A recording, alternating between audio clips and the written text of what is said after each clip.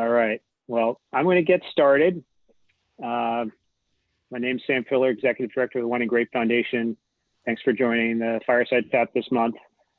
This is something we started, I believe, in August of last year, just as a way to update the industry on what the foundation is up to and to have some strategic conversations. And the theme of today is our growers. And we decided to have this because we did a lot of work last year to update our winery membership, and we created a new tier structure for winery membership. We moved away from a gallons production system to, services delivered. And this year we want to focus on how we can best serve the grower community because we do have a grower membership.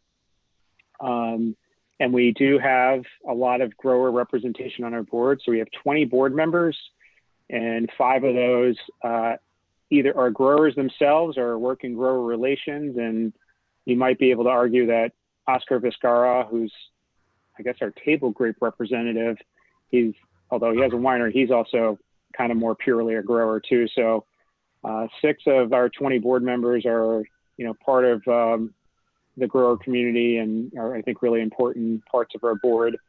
And I'm going to put you all on the spot. I'm going to ask you to introduce yourselves, everyone who joined us today. So I'll sort of do a roll call and just ask if, share your name, what part of the state you're from, if you're a grape grower, what type of grapes you grow, how many acres, and if you're not a grower at all, just sort of what your role in the industry is and your interest in the call today. So I will start with Neil. Neil Simmons, semi-retired, the founder, I guess you will, of Simmons Vineyards. My son and daughter-in-law now own and operate that. My wife and I are semi-retired and have some other acreage and help Darren during harvest mainly.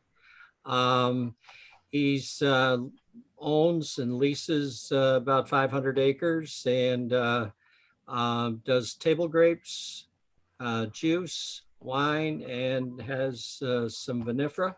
And I was on the original board of directors, the charter board, if you will, of the Wine Grape Foundation. So, thanks for joining us today, Neil. Let's go to Eileen. Eileen Farnan, Buzzard Crest Vineyards in Barrington Cellars.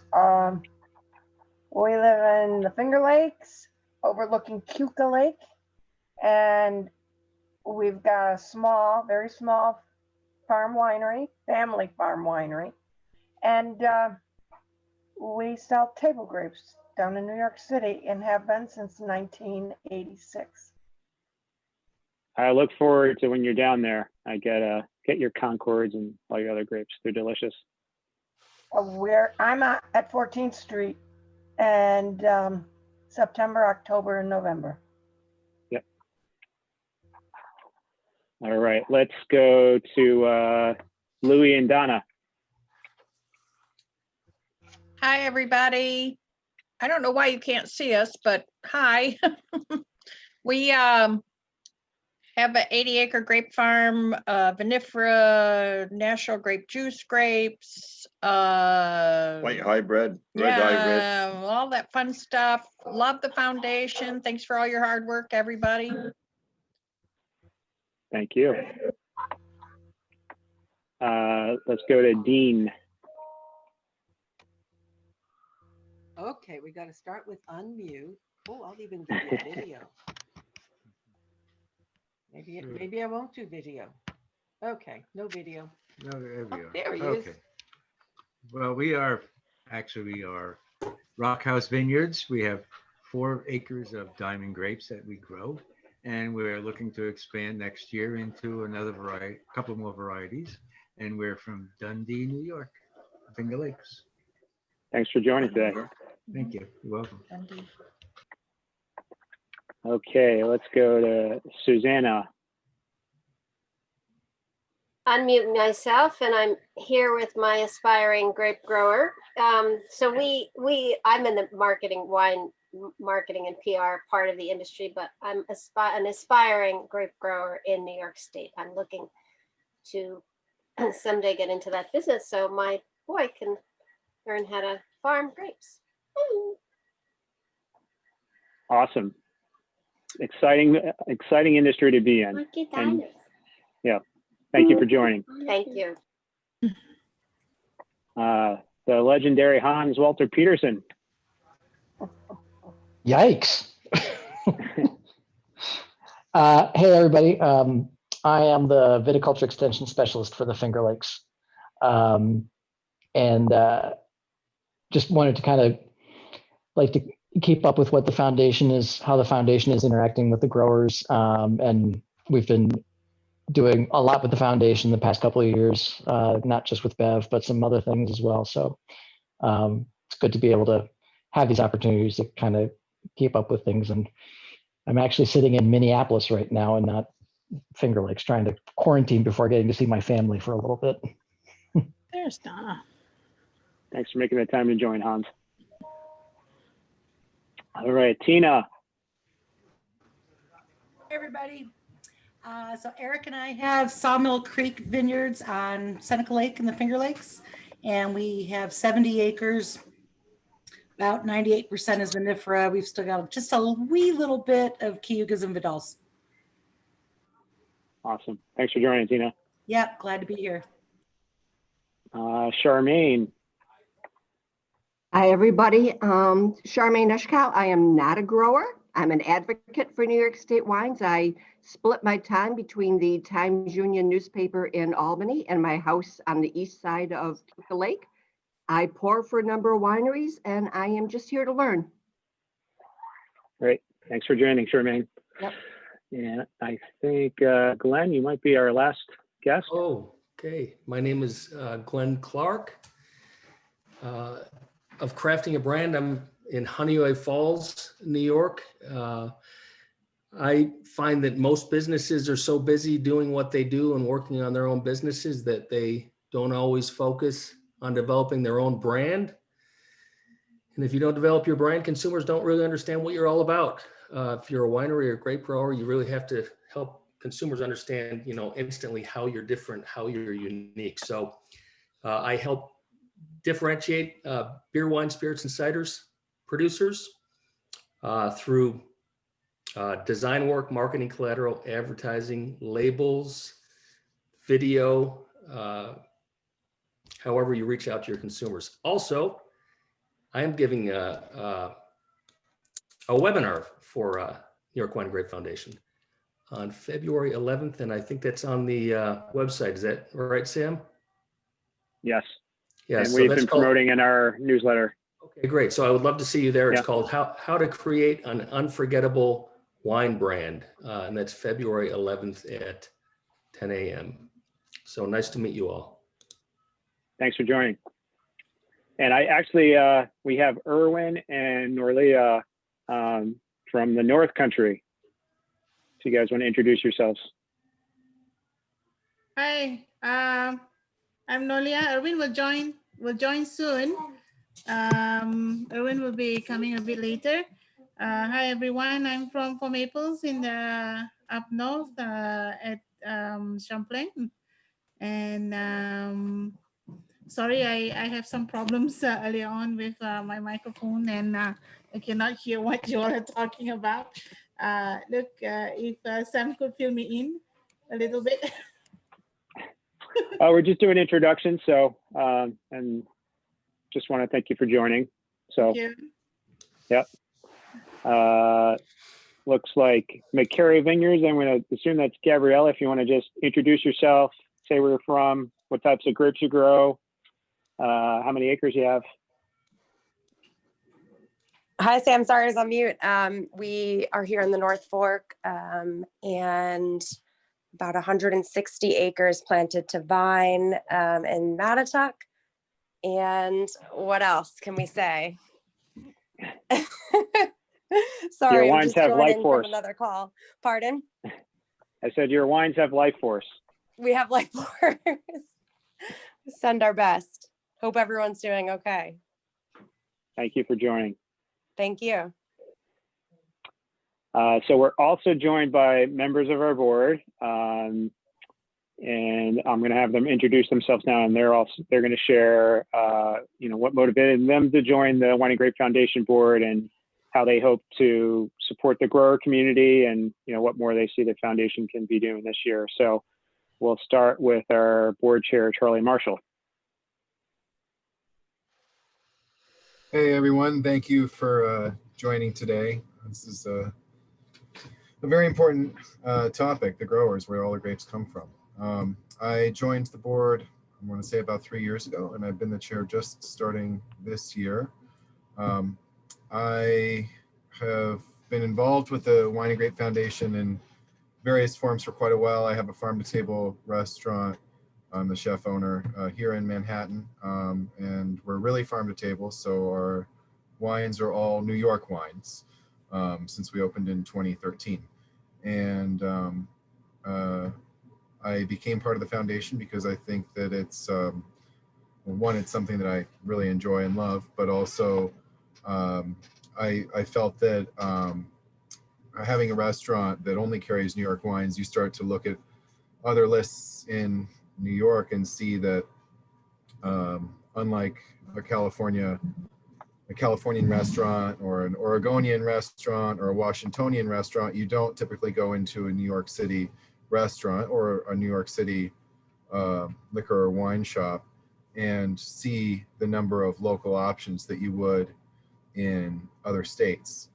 And I feel that that's unjust because New York has so many amazing wines. And so my personal goal as being part of the foundation has always been to try to help create more paths for New York wines to find their way onto New York City shelves.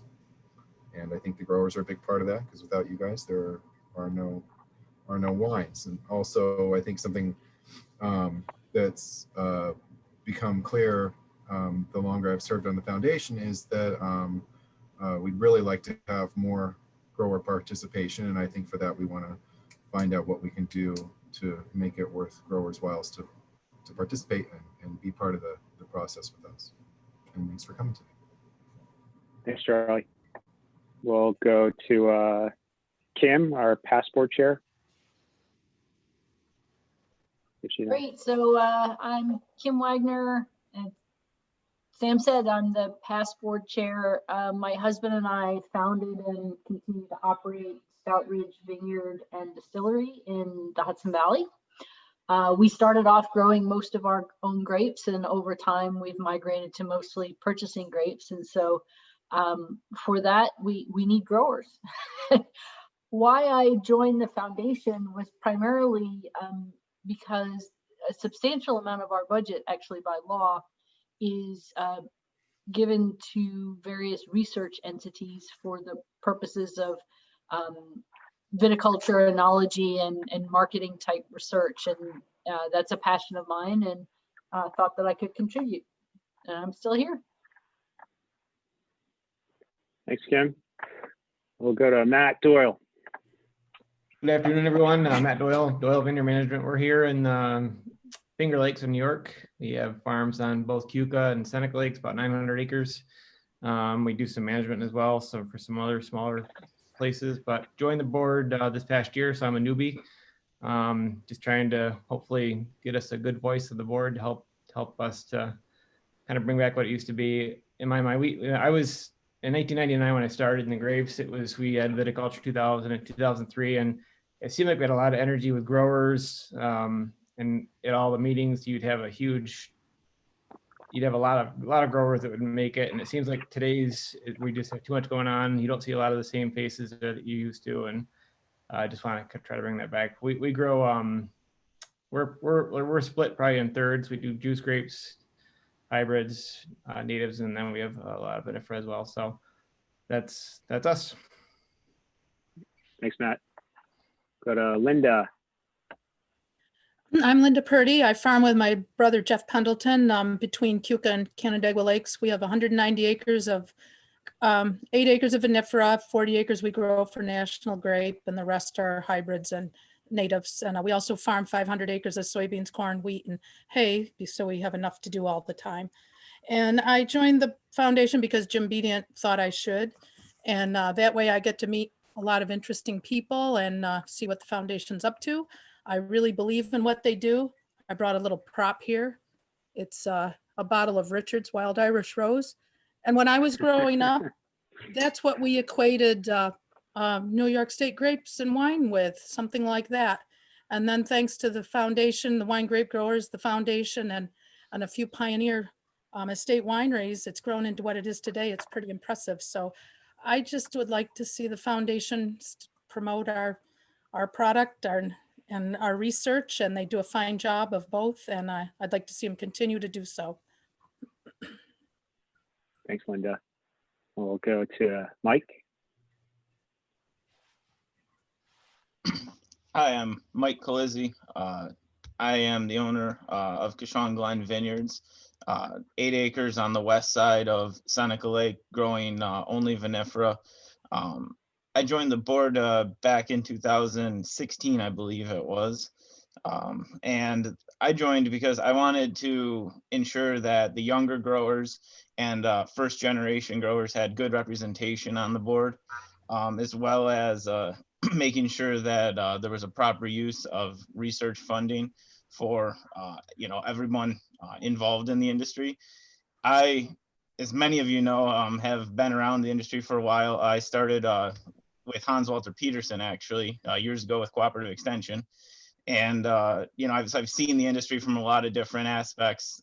Currently, I work at the experiment station in Geneva for Cornell, also representing the genetic and grape breeding programs up there. So making new grape varieties, both table grapes and primarily wine grapes. So I've seen the industry from a lot of different sides, and I hope that shows in the work that I do for the board. Thank you. Thanks, Mike. And we'll go to Rob, who is our chair of the research committee. Good afternoon, everyone. Rob Smith with National Grape Cooperative. Some of you probably know us more as Welch's. Sam said I currently chair the research committee, and the reason I'm here is the passion for research. Trying to get good research in the hands of our growers to help them to be the best that they can be and producing both quality, a high quality, and an abundant crop to put into the market. Thanks, Rob. I believe Luke, who's our last board member on the call, he had to step away. He was formerly grower relations with Constellation Brands, and now that they've sold all their interests in New York wine operations, he's now grower relations for Gallo. And I'm sure many of you are in the Finger Lakes, Western New York, are familiar with him. And I just want to give a shout out to our staff. We're joined by Amy, Dana, Kim, Jen, and Val. And I just have to say it's a real pleasure for us to serve the industry. We're excited to come to work every day. I don't think and I'm sure Hans can agree too, but I think he's able to get his hands a little bit more dirty. But it's just I think what's special about the New York industry is it's still largely family owned and operated industry, whether it's a grower or it's a winery. And so, it's a pleasure to serve all of you and, support your businesses and tell your stories. And, I think that's also why Charlie's involved too. And he's able to spread the gospel in New York City with all his customers. So it's just a real pleasure, and we're really happy to come to work every day. And I know, for Kim, her dad has been a long time grape grower. So for her to be involved is real special for her too. So, thank you for allowing us to, do this work for you. I know we have sort of a mixed crowd. Some of you are 100% growers. Some of you are estate growers. Some of you, are in marketing. So part of this is also just to let you know what we do on behalf of growers, but what we want to learn, we want to cull from this call is, what are the ideas out there that we can step it up and do it better, and present more value in terms of membership if you're a grower. But, a lot of the stuff we do, if you're a winery member, is also, has a positive effect on your business. So, but today we really want to know, from a grower perspective, what the foundation can do to best support your business. And I'm going to share some things from the Lodi Grape Commission. They're a group based out of California for the Lodi Wine Growing District, and they're doing a lot of exciting things. And if you go to their website, what they pointedly say is they want to help their members make money and be successful. And because if there's not a market for the grapes, then it makes it difficult to stay in business. And so we want to help, fulfill some type of role where you're able to find a place for your grapes or find a place for your wines. And that's, I think, we switched our branding to Boldly New York because it is an audacious act to be in this business in New York State. It takes a lot of courage, it takes a lot of love, but I think we ultimately, love what we do. I felt like I had something else to say on top of that, but I just, we know it's been a difficult past year with COVID, and if you're a grower, there was some, effects from the weather, some frost damage. Maybe there wasn't a market for all your grapes. But, I know if, well, this is what I wanted to say. We did a strategic plan in 2017, and I think the number one point I took away from that is the main role that everyone's looking for the Wine and Grape Foundation to play is really to elevate the image of New York State grapes and wines.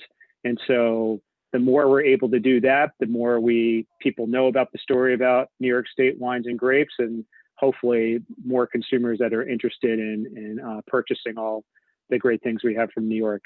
I know we had a couple other people just join the call, so I want to give them a chance to introduce themselves before I kick into my presentation. And I think I saw Shelby Hearn join. I don't know if she dropped out. Shelby, if you want to just introduce yourself, where you're from, and what grapes you're growing out there. But I don't know if I see her.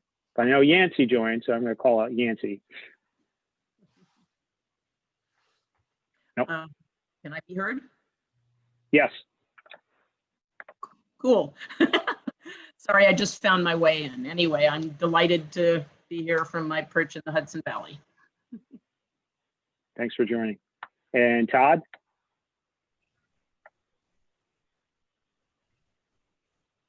Hi, Sam and everybody. Thanks for the invite. Hear me okay? Yep. Okay. I'm probably the smallest grower in the Finger Lakes. We have just 1 acre of grapes, and have a lot of fun doing it. We make about 300 cases of wine a year. So we really appreciate any guidance we get from other wineries, other growers, and especially from the Wine and Grape Foundation. Thanks for joining, Todd. And I hope I pronounced your name right here. Is it Quinta?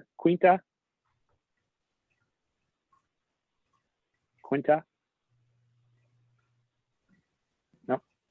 All right. I'm going to jump into it. I'm just going to give you a quick overview of what the foundation does. Give me 1 second. I'm going to share my screen. Oops, sorry.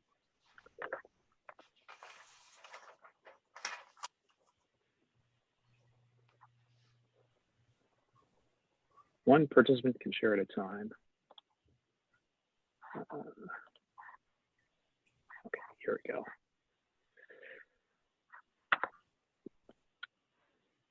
I just wanted to share also, this is a picture from the 2016 harvest. This is at Lakewood Vineyards. And while I'm not in the picture there, I was on the back of the tractor cleaning out all the mog, or was it everything but the grapes, all the mice. I don't think there was too many that day.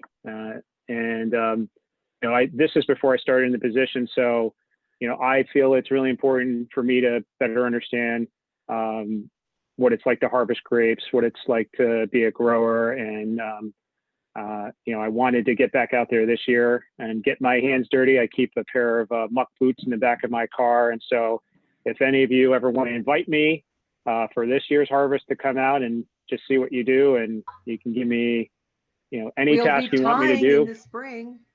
We'll be tying in the spring. Come on down. All right. Send me an email, invite me, I'll be there.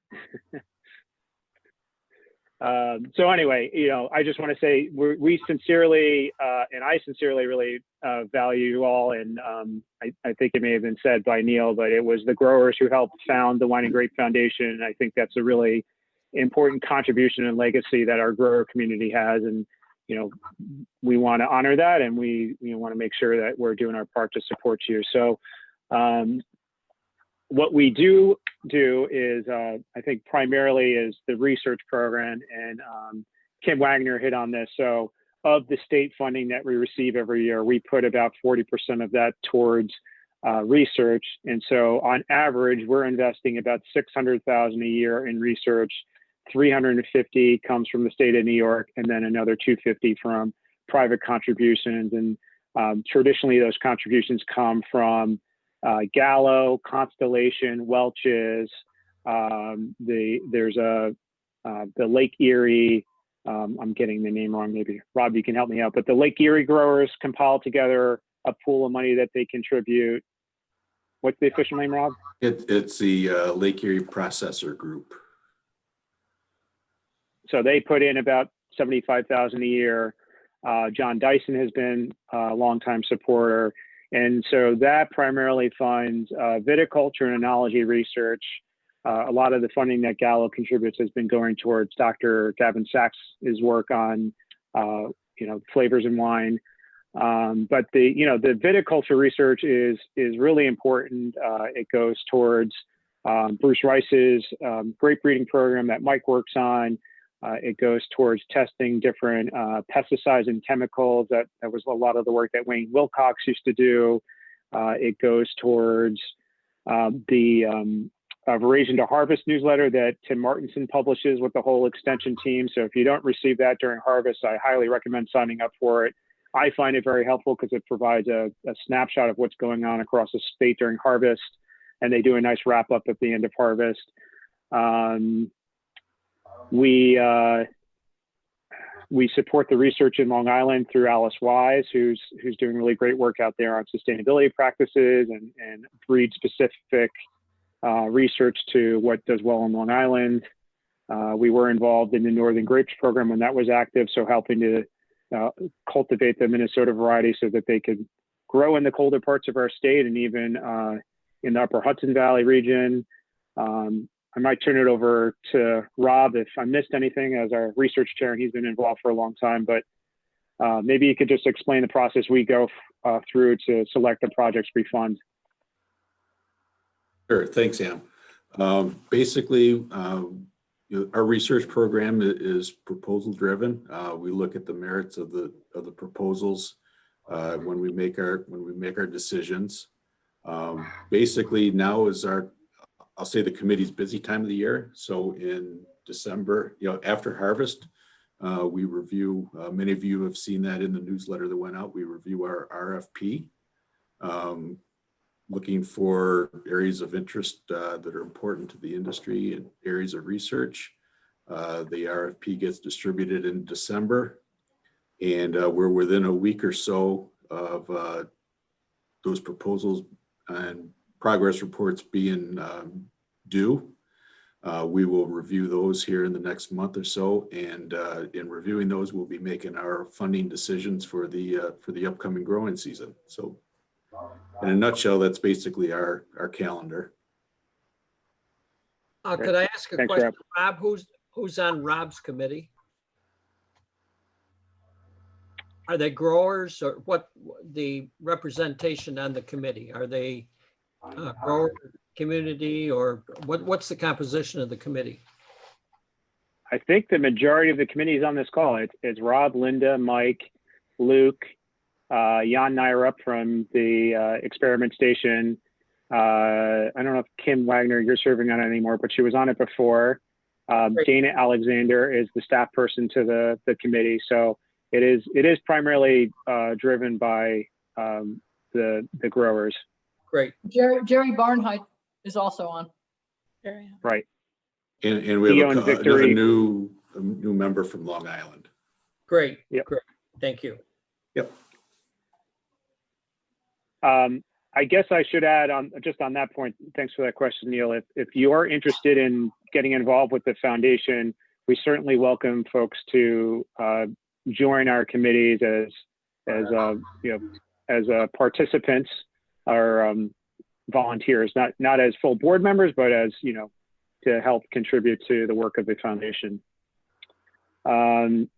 I just one point I wanted to make on research is when I first came in, there was a crisis in the Concord grape industry in terms of there was an oversupply of juice, there was declining consumer interest, and so I worked with the governor's office to host a Concord Grape Summit that I think was held in 2018. And I don't know, Rob, if you want to add more of what kind of came out of that, but there's a lot of synergy and connections, and I wouldn't say it revitalized the Concord grape industry, but it certainly helped bring government attention to it. Yeah, it definitely puts some eyes on it. In conjunction with some of the moves that the industry had made, there were some deliverables that came from that summit that have definitely helped the industry rebound and continues to rebound to this day. So excellent work, and we thank Sam and the foundation's role in bringing that summit to fruition. So one interesting thing that's come out of that is we, with the research funds we had, we were able to fund a special project by Dr. Sachs to look at denaturing Concord. So I think one of the challenges with making it straight into wine is sometimes you get that foxy taste, they say, and that's maybe not an encouragement to wine drinkers. So he developed a process to remove that, chemical compound that gives it that flavor, so it could be used as a affordable blending juice for wineries. And I think now Welch's is actively marketing its denatured Concord juice to wineries across the country. So that's one of the successes that came out of that. Just a couple other things I want to hit on in terms of research. It's not all viticulture and enology. We do every 2 to 3 years, we update our economic impact report. And the reason that's important is when we go to the state government, it helps us make the argument that we are an important industry to the economy of the state and that they should continue to support the Wine and Grape Foundation. They should continue to support the industry in other ways.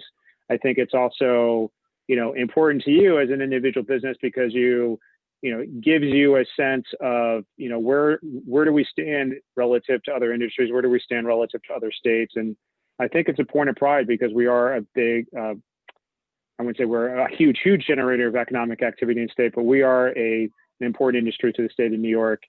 Another thing that we worked on with Hans last year, and I think we need to get right is there used to be an annual vineyard survey done, and that was funded by USDA. And the last one, comprehensive vineyard survey that was done was in 2011. We put out our own survey in 2019 in partnership with Cornell. And I think we got less than 50% participation. And, in order for us to be able to effectively market the state, we need to know what's planted. We need to know where it's planted, because we get questions from the media about, well, how many acres of Cabernet Franc do you have, and where is it? And, but also from a business perspective, if banks want to underwrite loans to you as a grower or you as a winery, they need to know some of this benchmark data to know, like, hey, this is a growing industry, this is worthwhile to invest in. Or when it comes to labeling chemicals and pesticides, it's an important data point that we need to be able to provide. So if you see communications about vineyard surveys in the future, please fill them out. John Martini's not on this call. He's the owner of Anthony Road, and he's famous for filling out the first page and then making up the numbers on the second page. And I think he's one of the more responsible owners. But this information is important for us to be able to advocate effectively for the industry. Rob, I see you took yourself off mute. Yeah, I was just gonna add one more. Part of the importance, we can't stress the importance of the survey enough, because USDA dropped a couple of years ago their survey Basically because New York is such a small part of the United States grape market. You look at California makes up, I'll say, them and Washington are 95% of the industry. New York is such a very small percentage of the overall take that we're not counted in those statistics anymore. So it's in the future, it's going to be up to us to pay attention to what we have and keep track of these acreages and varietal breakdowns going forward so that we can address the points that Sam just talked about effectively. To that point, though, any chance that we could piggyback with, you're talking about the USDA and all, but everyone works with their local US government office on our acreages and tonnages and all. There's an awful lot of data there. Any way that we could find a way to use that? I think that's a good point, Neil, and that was brought up when we were planning the last survey. I don't know, Hans, if you're able to comment on this. I think it was either maybe a lack of capacity on our end to kind of corral all that information, or, I think part of the challenge is protecting the confidentiality of that information, and the federal government may not be able to share that with us. But I don't know, Hans, if you have an answer to that. Yeah, it was. We did discuss that, Neil, and because we know FSA has data on the farms they work with. Soil and Water has a lot of that acreage data, especially in the Finger Lakes, and so we have worked with them. I think if we hopefully when we do, not just if we do, when we do another survey, I think it would be a really smart thing to kind of try to do as much of that as we can ahead of time and try to pull that in, and then try to focus more on where are the holes and things. So Matt, not to pick on you or single you out specifically, but we know Matt Doyle does a lot of work with the Soil and Water folks. And so we've got all of the vineyards that he works on mapped, and we know where they are and we know what varieties he has. It's a lot of other smaller growers and folks like that we really don't know. And so I think if we do this in the future, when we do this in the future, we learned a lot of lessons from this first go around. I mean, it wasn't nearly as successful as we were hoping, but that was one of them, that we should take the time to kind of wrap in those data sources that are already out there. Yeah, thanks, Hans. I just want to share the reason we went through this method is the cost to work with USDA for them to execute the survey, because you can pay for them to do it. They estimated a minimum of $100,000 for them to do a survey, and there was no guarantee they were going to have a better response rate than we did. And they generally sort of go, I think, still the paper route. They'll mail you the survey, you got to fill it out. So I don't know why their survey costs so much, but we were able to do it for close to a quarter of the price. But obviously, as Hans pointed out, maybe a little bit more budget would have given us the capacity to do some of that pre-work. So we're going to do it for sure. Yes, we're going to figure it out. Are there any other questions about research before I move on? All right, I'm gonna jump to public policy, and I framed it as public policy because we had a really good prep call yesterday, and Linda Purdy, you framed it more as a regulatory relief, but I framed it as public policy because the foundation, since we're primarily funded by the state, we're sort of in an awkward place where we can't actively legislate on or advocate on legislation. So there's other organizations out there in the state, like the New York State Wine Grape Growers and the New York Wine Industry Association that do that work where they proactively advocate on public policy.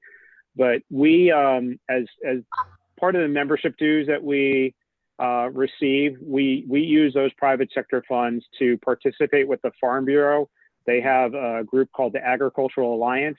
So it's primarily all the other agricultural trade associations in the state are part of this alliance. And so we get a little bit extra attention from the Farm Bureau on grape and wine issues. So they are proactively on their own advocating on behalf of our industry because we're part of this alliance.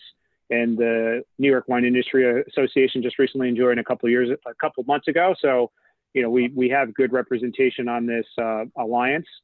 And so, you know, that, again, I'm not going to promise that the foundation is going to solve all the regulatory issues, but we, you know, have a line into, you know, more powerful, more important lobbying groups that, you know, are going to advocate on behalf of the wine and grape industry. I also serve on the board of the Council of Ag Organizations, which is another, you know, entity. So that, you know, gives us as the Wine and Grape Foundation, you know, sort of a distance from this active lobbying on issues, but we're able to put forward the voice of the grape and wine industry. The past couple of years, we've been organizing visits to Albany in February in partnership with the New York Wine Industry Association, and those have been really well. I think many of our board members participate, and I know Tina Hazlitt has been part of those visits. I think we had a good time last year, right, Tina? We watched the Super Bowl at the Holiday Inn, had a pizza party, but we had some good visits in Albany, right? Is she still on? We sure did. Yeah, I'm still here. I'm actually bummed to miss having an Albany Super Bowl party with you guys.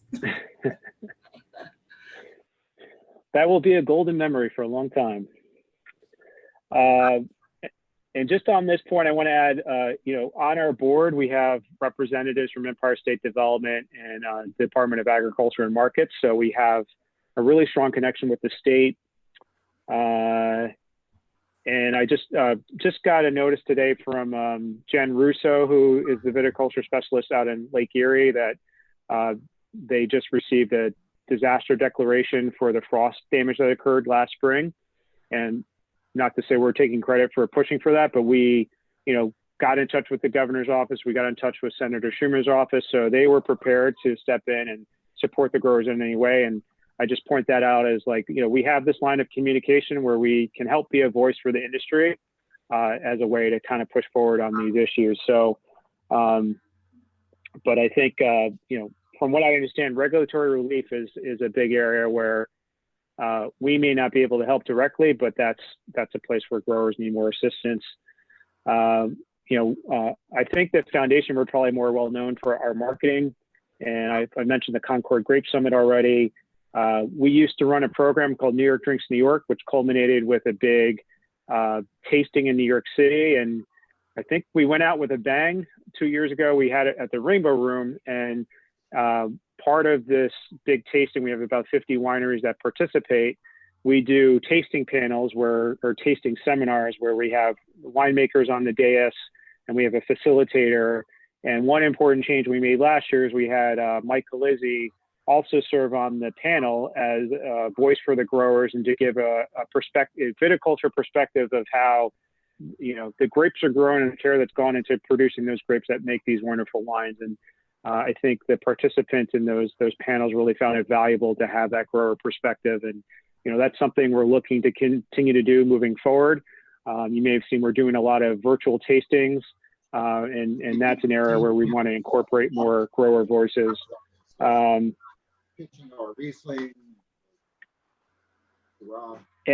the other thing that we've been doing is when we bring groups up to visit the Finger Lakes, we've been having them go to the grape repository at the Ag Experiment Station. If you're not familiar with the grape repository, it's this incredible, I might get the wording wrong, but it's a genoplasm. It's a pool of all, grape varieties. And it's a place that I believe Bruce Rice pulls from to develop new grape varieties. It's a real asset that we have here in New York, and there's another grape repository in California. So, and when we bring trade to the Finger Lakes, they're amazed at sort of quietly what a strong role New York has in the national grape industry. And then to just conclude, over the past couple of years, we've been partnered with the California Sustainable Wine Growing Association. They hosted a sustainability summit in 2019 in California. They were going to bring it to Long Island last spring, but for COVID, it's now going to be virtual. So look out for communications about that conference. and we're planning to launch a sustainability certification program this year. We've gotten a couple different grants to support that. Right now we're developing a business plan so we're able to launch it and it can sustainably support itself. And another thing we've done in this effort is we've created a sustainability award as part of our Unity Awards presentation that we've done at Bev New York over the past couple of years. So I'm gonna just go to the next slide. I probably should have put this earlier, but this is from the Lodi Grape Commission, and we had a conversation, again, prep call yesterday, and so 30 years ago, it was probably a lot easier to be a farmer. You had less to think about, and today, a couple people in the call were like, sometimes being a grape farmer feels more like a desk job. You're doing a lot of paperwork, and you're not actually out there in the field on your tractor doing what you love, and it's taken a little joy out of the job. And what we'd started doing, at least from the winery membership perspective, is we're reorientating our services towards capacity building.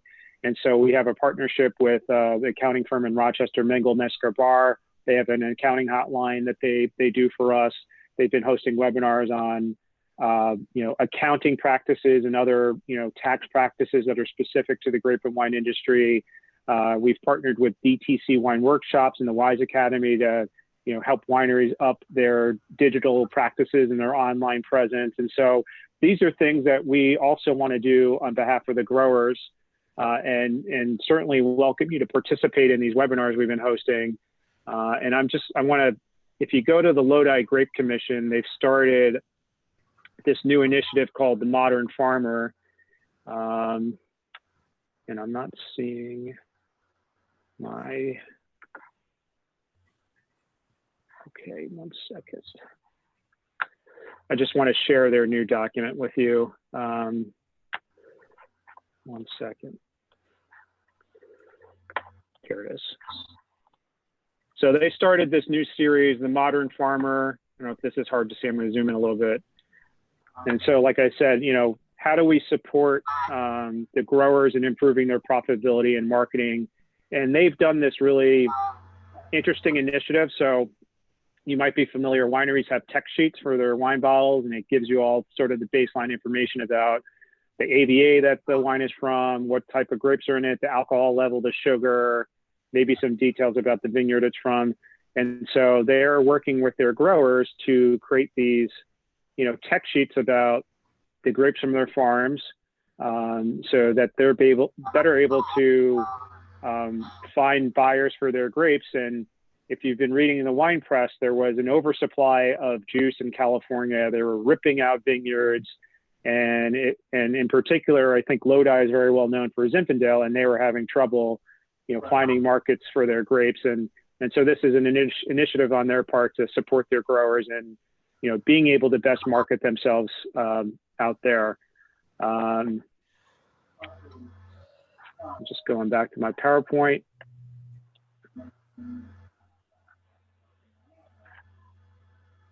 So, I think, I mentioned we're going to do the sustainability program, and Lodi, they have the oldest wine sustainability program in the country. They started Lodi Rules in 1992.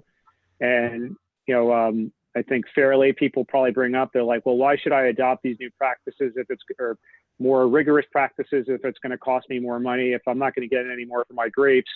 And Lodi has been very successful at returning value back to their growers. So since 2010, the growers out there have been paid a $9.5 million plus premium on top of the baseline value for their grapes. You can kind of see here that the Zinfandel grapes get above market value with the Lodi Rules designation. So, I know this is probably still a big question mark for New York, but I think it's worth the risk to, figure out if we can get this up off the ground. And, this is a way that we can, I think, recognize what growers are already doing well, the good practices that they're following, and recognizing that and providing, some marketing support to that. So you do get a higher price for your grapes, and our wineries are able to sell more wines. There's been really great market research done by California Sustainable Wine Growing Association, where they show on average consumers are willing to pay $3 more per bottle of wine if they can make some type of sustainability claim. So I'm excited about this direction. I think the time is right. It's I know that some people have questions about climate change and, should we really do sustainability, but it's really the market that is pushing this forward. And so if New York does not get on board with this, we're really going to be, lapsed by a lot of the other wine regions in the US and across the world, because this is, being able to speak to the provenance and the care of our viticulture practices is what consumers are asking about. And, I think at the bottom line, it's also the right thing to do for the world or in our earth. So I'll stop there and, happy to open it up to any questions, or our board members, if you want to add anything. I know, Linda, if you wanted to add more about sort of regulatory relief and labor and what we discussed about that. Not to put you on the spot. Charlie mentioned he got back, maybe he doesn't want me to tell, but 5 bad social security numbers. And I said, I got back 12. And we always have this ongoing problem with labor. We're supposed to have a hand washing station out there right now, along with our potty. That's not real practical to keep it thawed out. And it's really not necessary. They're not picking grapes and putting them for, they're trimming with gloves on and so forth. And, they all sound good when you sit wherever the Department of Labor people sit and make up all these rules, but this side of, the unintended consequences are onerous. So I don't have someone to go take care of that. I have to take care of it. And it's typical of everything we do pretty much, that's one thing, the labor. We have all kinds of things regulating our sprayers and our pesticides, which aren't bad, but on the other hand, they have to be practical or we can't do them. So you're always in fear of, do I have my label with me? And, blah, blah, it's just, because we all work in addition to all the other desk work we do. We drive tractors besides all the other stuff we do. So it's onerous. It's makes life not so happy sometimes. That's all I've got to say about that. Maybe Mike could add more. Matt could certainly add more.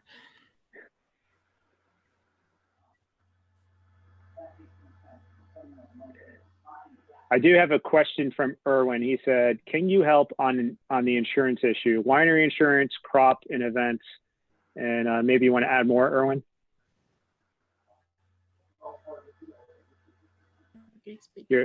Yes, okay.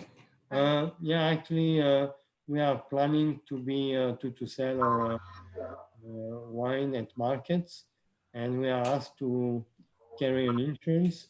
So I was wondering if like an insurance company that could service all, like insuring a vineyard, a winery, a crop, plus those specific events,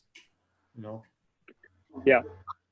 I know, Val, if you were able to step in and kind of speak to our partnership with American National and just some of our other insurance partners that are BA members. Hey, Sam. Hi, Erwin. It's Val, the voice behind the logo. How are you? First, congratulations on your webinar, our first one in France. So thank you for doing that. So there are 2 different ways that we can approach that issue. I couldn't hear all of what you were saying, so I apologize. But the first is to introduce you to our sponsoring partner at American National, and they can kind of walk through getting you that insurance. Again, I couldn't hear your full statement, but I think what's a more interesting solution is potentially going out and looking for either kind of like general liability policies or event policies that are not negotiated. Insurance is very difficult to negotiate, but kind of working with insurance companies to put together specific packages for wineries and growers. And American National does do that. So they have some of those in place already. If you haven't looked at those, I would definitely suggest connecting with them. But I think a next step for the foundation would be like, what role do we play in helping educate those insurers to get you guys a better rate, essentially? Now, American National, you mentioned, do we have to contact an insurance broker and mention their name? Yeah, I can get you Alex Arrigo's contact information. Oh, okay, I would appreciate this. Sure, Great. absolutely. Okay. So you send this by email or? I'm gonna pop it into the chat, but I will also, Sam, we can send out a follow-up email to everybody afterwards with your presentation as well, maybe. Okay, great. Thanks. Sure. Thank you.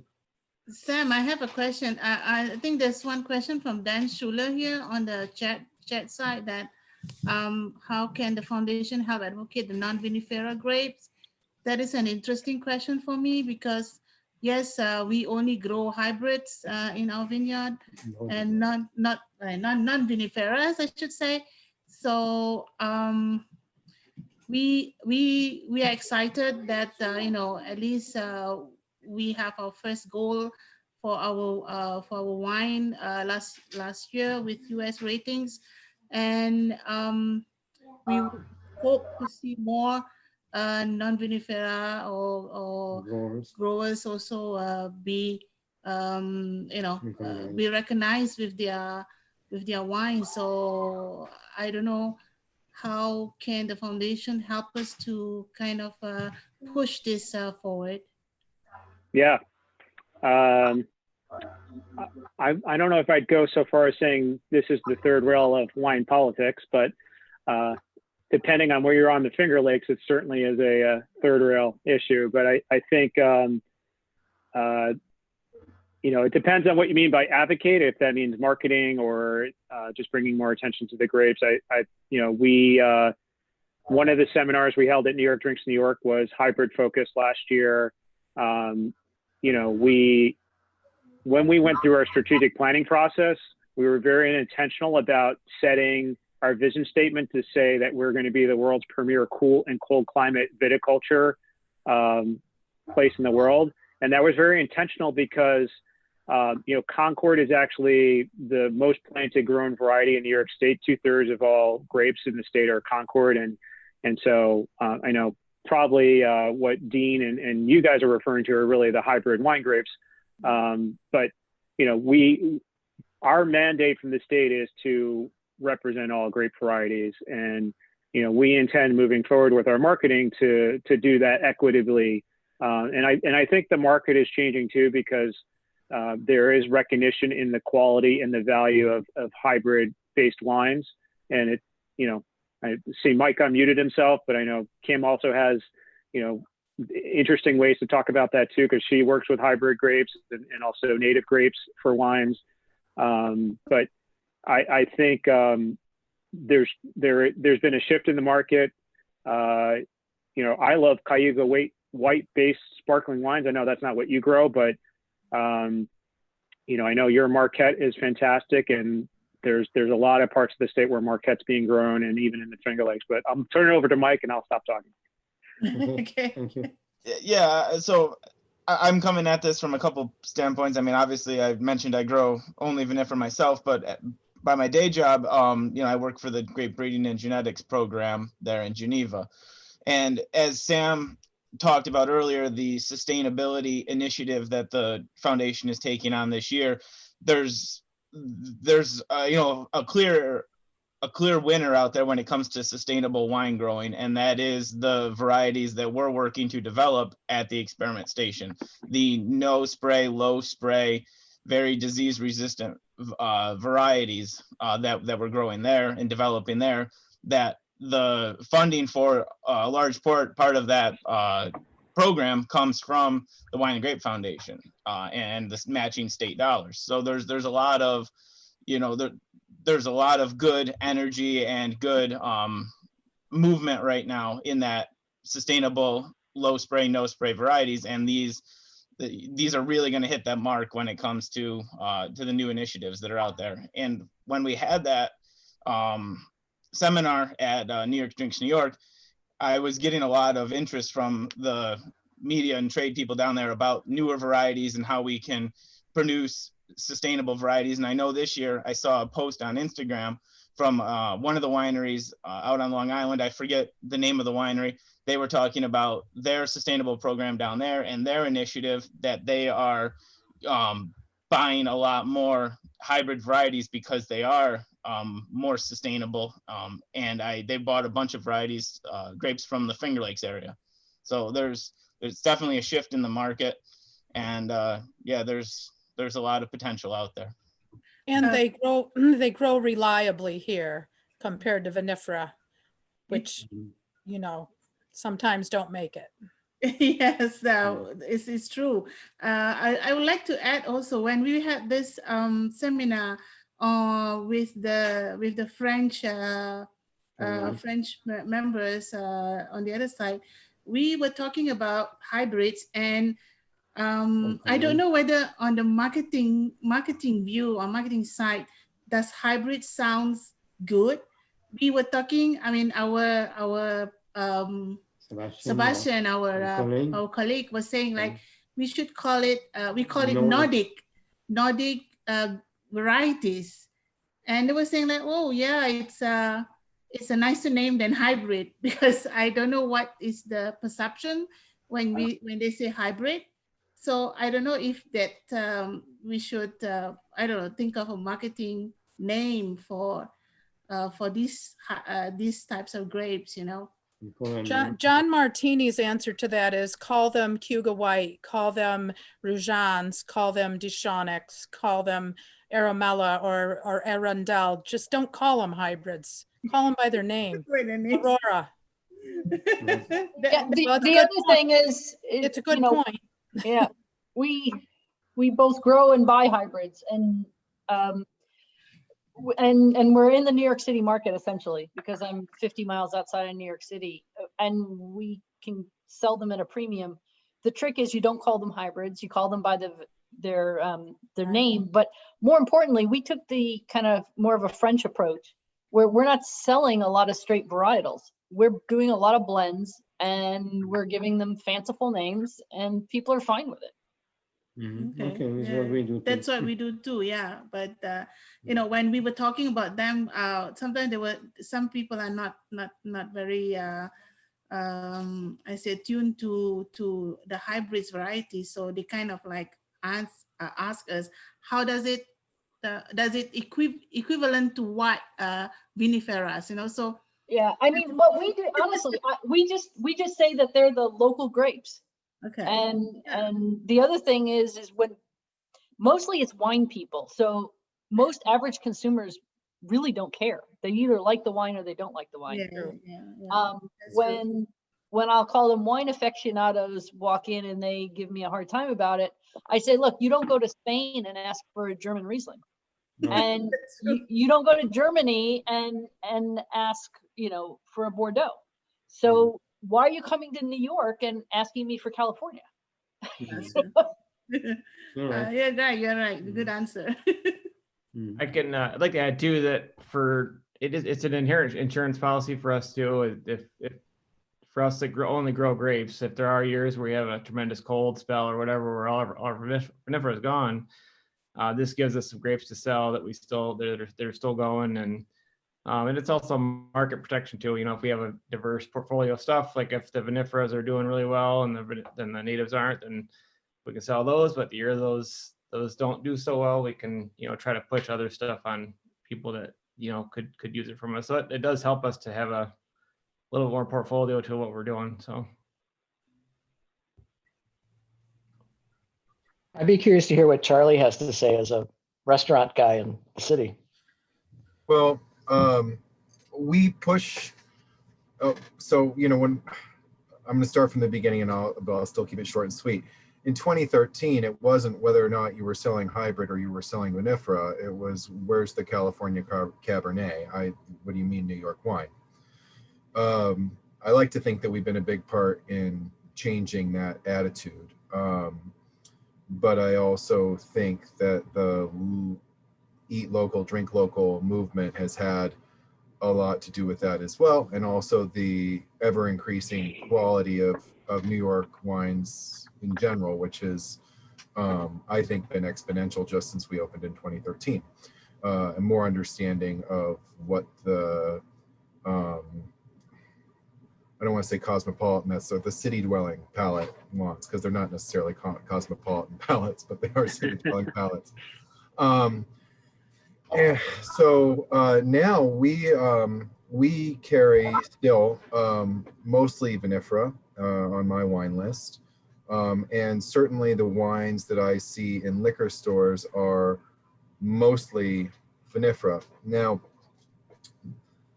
that doesn't mean that people aren't drinking non-vinifera in the vinifera wines. It's blended in there and they don't know it. There are some wineries that have some traction in New York, like Lakewood, they're doing a Catawba, for instance, bubbly, and they're even canning it. And I think they've had some success with that. And I think it's just the next step in consumer education. So I think that,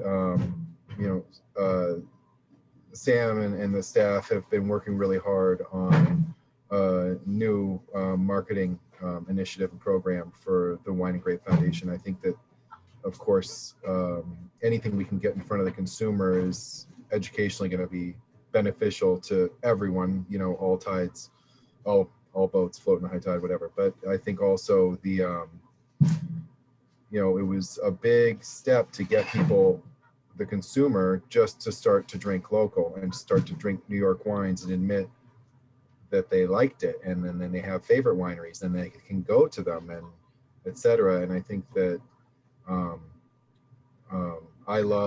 there are lots of non-vinifera grapes that I really, really love drinking. And I think that there's a lot of talent behind them, and it's just going to be, it's a process of education to make them more mainstream so that they're more commercially viable for the growers.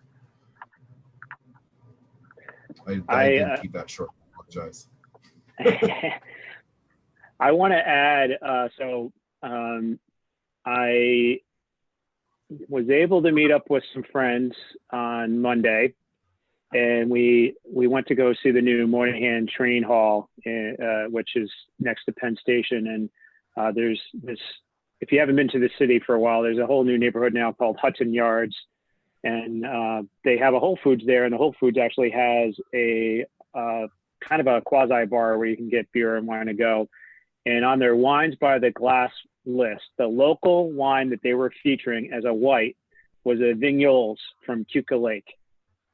So there you go. And the heart of probably one of the more premium places in the city in terms of how much income you need to like even live there. They're selling a Vignoles, which is one of the older hybrids in the state. So, I think. And how much was it a glass?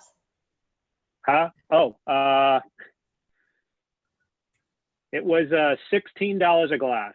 I was going to say at least 16 at Hudson Yards. It's, they serve Ernest and Julio for 16 bucks. The most expensive was a wine from Chile for 18. So, but they did specifically call it out as local, which was nice to see. That's I see Tim Martinson has joined us. Tim, do you want to say hi and just introduce yourself? Sure. I'm Tim Martinson, the Senior Extension Associate, Statewide Viticulture Program. Let me turn on my screen here, and I got involved with something else, and so I didn't join in time. So this is a great discussion, and even though I joined late, I'll check in with other people to see how the rest of it went. But I have a comment about the hybrids in general. I think we should just stop calling them hybrids, period. Call them the disease-resistant varieties. Call them the sustainable varieties. Call them the local varieties. It's because I've heard heirloom variety. Well, they're not all heirloom. Some of them are new. Yeah, some are brand new. So are a lot of heirloom tomatoes. Yeah. But not. Ask Cornell about that one.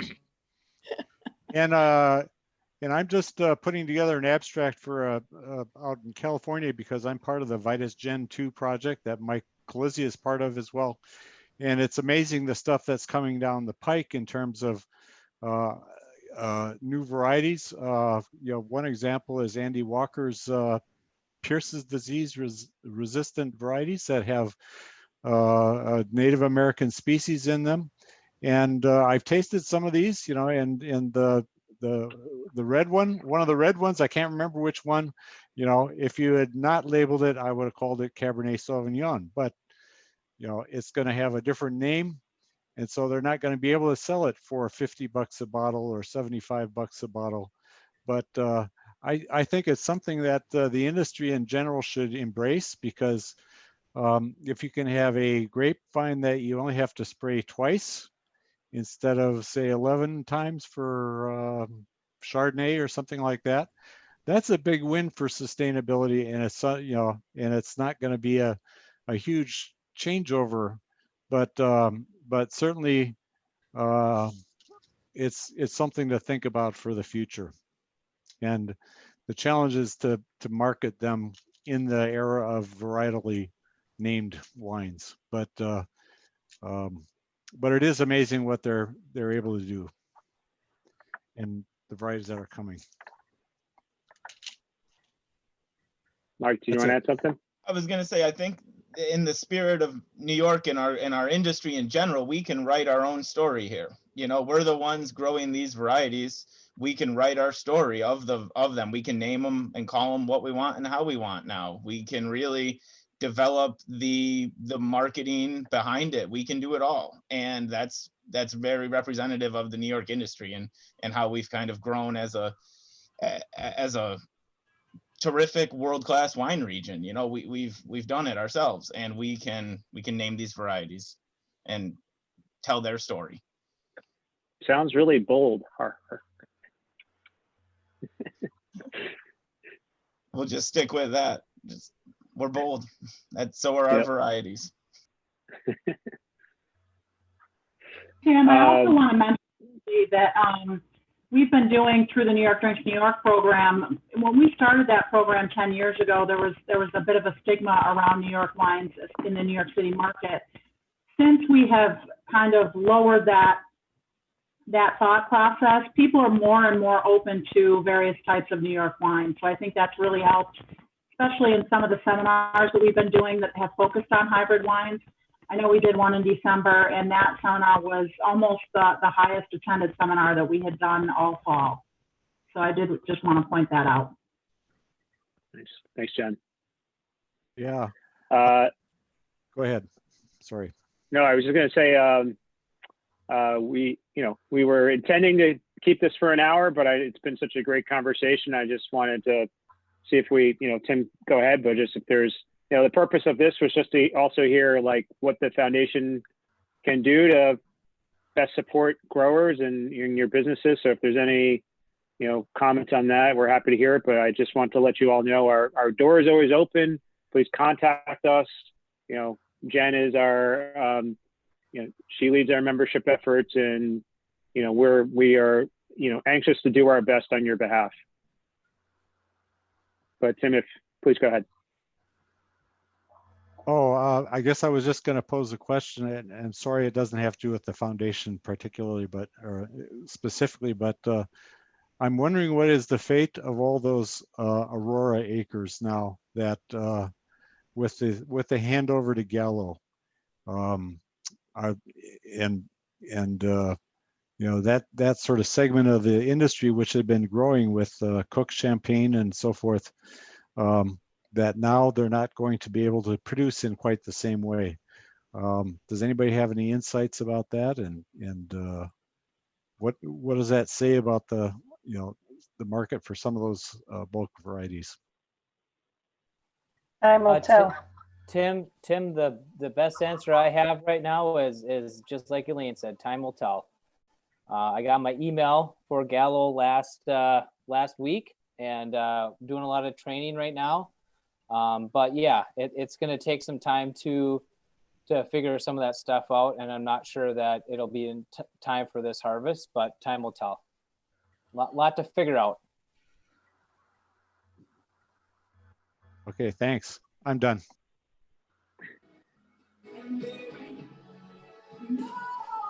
So open to any other questions or comments. Or if any other board members have anything they want to add before we close.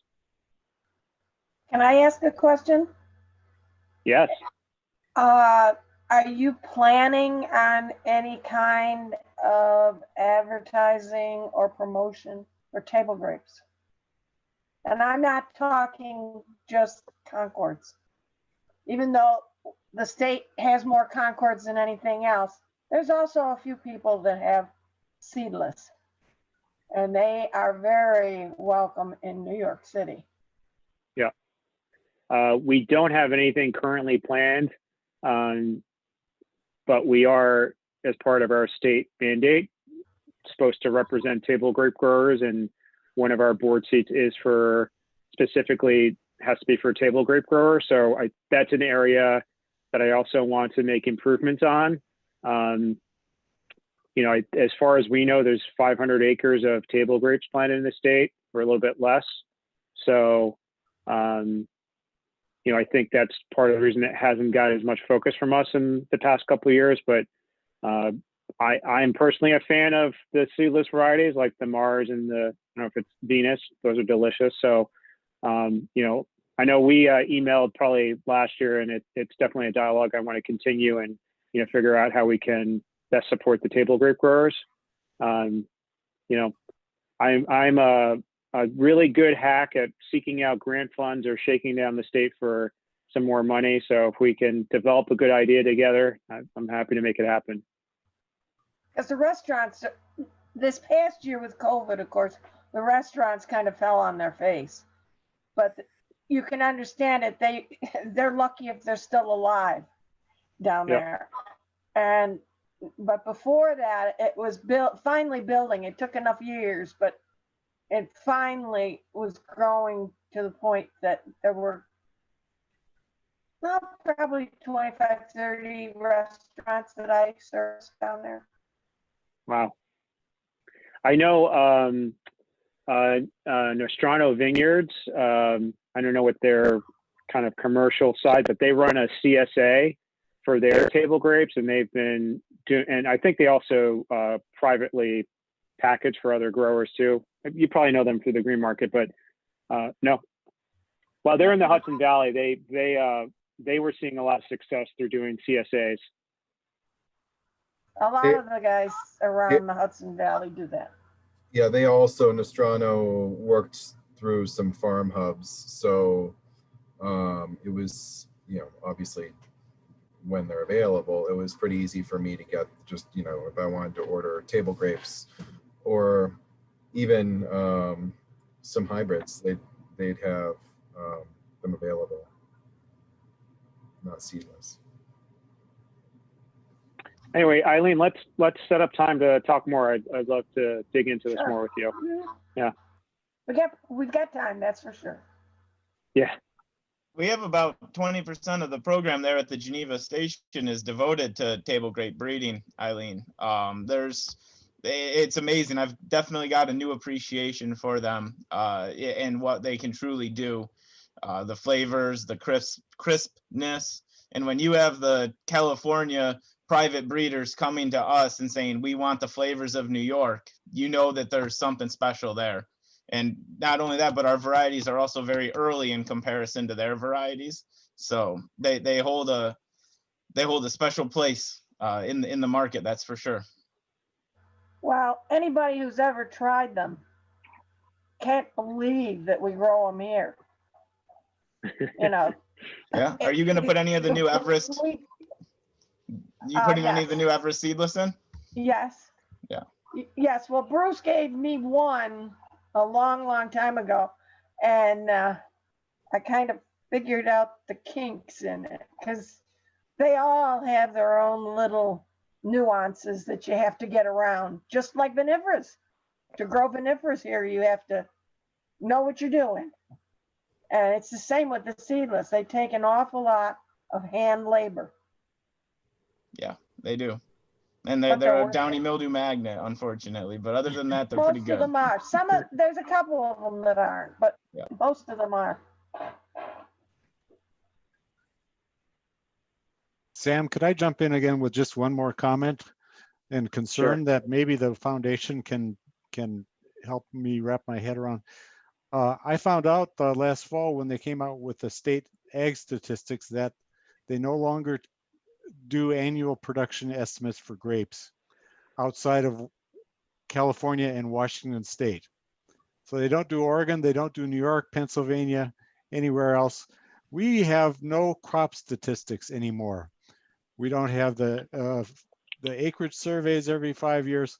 We have the ag census, which basically tells us grapes. We have grapes, but not the varieties. So I'd like to see. I'm thinking of writing something for Appalachian Cornell about this topic, and I've talked to a few people at the state about it as well. So that's a concern I have. I'll just say, you know, as you're probably familiar, Hans and I banged our heads together in 2019 and Dana to try to get this survey done. It's essential. It needs to happen. And I'm glad you brought this up because I'm going to have a call with the governor's Washington rep some point in the next week, because they want to know what are the priorities at the federal level. And so they need to know that this is an issue. And maybe with Senator Schumer being in the majority, this is something that his office can also help us with, because, you know, you weren't on the call yet, but it's just the having accurate information is essential to the work we do in so many different facets, not just from a marketing perspective, but business development, the research that you guys do. So we need this data. You know, I like to say to the team, it's like, we got to walk and chew gum like every other reputable wine region or grape region, sorry. And so, you know, if we want to be considered world-class, everyone else has this information, or, you know, Washington, California. So if we want to be in the same league, we need this. Yeah, Oregon has quite a few grapes too. Yeah. So I think they privately pay for their own survey, actually. Yeah. Yeah. And the state office, they used to have something like 12 people there, and it's all been regionalized and downsized. So they probably don't have the capacity that they used to. Yeah. Well, before we close, Hans, you want to make a pitch for Bev New York? Absolutely. So much like probably 80 to 90% of our lives lately, it feels like, Bev New York is going to be held over Zoom, in recognition of out of safety concerns for the pandemic, obviously. The dates are going to be March 3rd through 5th, Wednesday through Friday. So when we would normally do Bev New York.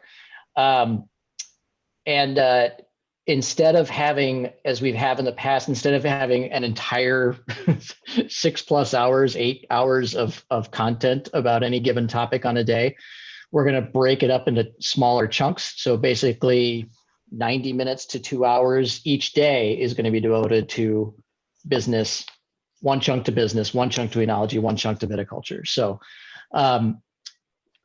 so you can kind of pick and choose what you want to attend. There's going to be one price to attend one seminar or all 3 days. And that's going to be $75. So obviously there are certainly some great advantages to being able to do something in person and do an event like this in person. But one of the pluses of doing something virtually is we don't have nearly the expenses we do, so we don't need to charge nearly as much. But the program is pretty much set. The vast majority of the elements are on the website right now, which I'll stick in the chat here in a second. The registration, we just got the registration. We had some technical difficulties. So registration is open. We'll send a link out to everybody tomorrow morning through our vineyard update. That I'll send something out tomorrow to the industry, and I'll send it to all of our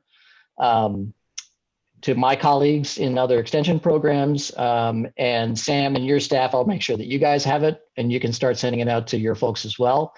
I did want to say, if some of you haven't seen in the email that came out from the foundation this weekend, that for everybody who signs up for their membership in the foundation this year, with that membership, you will get one registration for Bev New York included. So, if you have multiple people from a farm, you'll still need to sign up those other people. But if it's just going to be you and your spouse or you and your partner or whatever, that can cover you. There will be 2 pesticide credits available on Thursday, the 4th. So if you have folks who want pesticide credits, there will be credits available, and we'll have more details about how to do that coming out shortly, but that will be available. So I don't know, Sam, do you want to drop the big news about your big keynote speaker? Yes, we have confirmed Jancis Robinson as our keynote for the last day. And if you're not familiar with her, she's one of the foremost wine writers in the world. I think she produces the Oxford Encyclopedia of Wine, and she has a very notable online wine journal out of the UK. So she will be interviewed by Evan Dawson, who is probably more of Finger Lakes local fame, being a WXXI reporter. But he wrote a wonderful book called Summer in a Glass, which talks all about various Finger Lakes growers and wineries. So he previously interviewed Eric Asimov a couple of years ago at the Finger Lakes Community College, and he does a wonderful job. So we're excited to have Jancis, and it's great to partner with Cornell every year to do the business day, and we have some other exciting speakers lined up as well. I don't know, Val, if you want to add anything too. Yeah. No, you guys covered it. We're excited, and thanks to Hans and that whole team. So that's pretty much it. So a lot more information about registration and that kind of stuff will be coming out to you guys in the next couple of days. So keep an eye open for it. Thanks, Hans. All right. Last chance for any questions or insightful comments. Hearing none, it looks like it's time for a glass of wine or a good dinner. So thanks for joining today. We did record this session, so if you came in a little bit late, we're going to make that available probably in our next press deck. And of course, you can always contact us. You've gotten to meet a bunch of our board members today too, so I'm sure they're always welcome to hear your feedback and comments too. So please stay in touch and have a wonderful night. Thank you. Thank you, Sam, and everyone. Thanks, Sam. Good night and stay safe all. Thank you all. Thank you all. Thank you.